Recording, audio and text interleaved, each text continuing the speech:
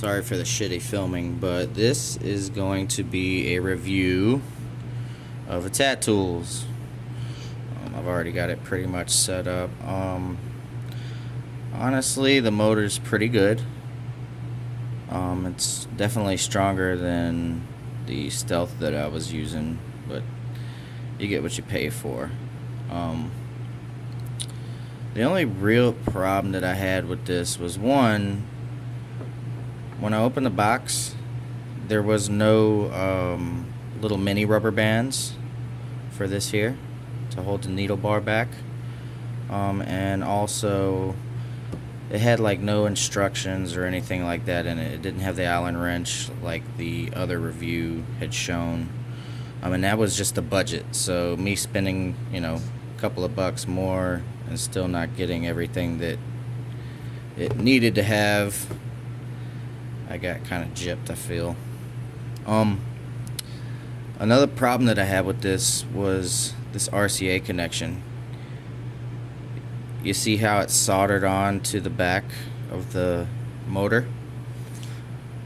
Yeah, that got loose like the second time I plugged in a RCA cable, so I just took some rosin core solder and put a little bit more on there just to make it sturdy again. I'm probably gonna find some kind of way to make a like a quarter inch, not quarter inch, but 3.5 millimeter jack for the back of this and make it more sturdy, because I prefer the little mini phono jack over RCA. RCA is just kind of crap to me. It does well with the cartridges, I must say, and I use Peak.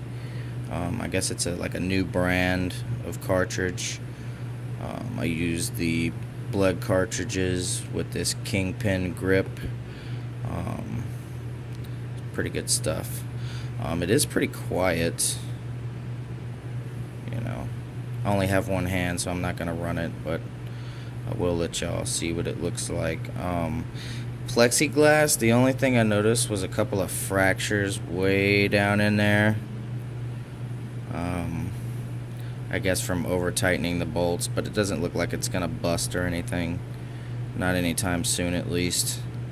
I'd say this thing will last me probably about 3 to 5 years, depending on how I care for it, which I usually take pretty good care of my shit, especially when it costs.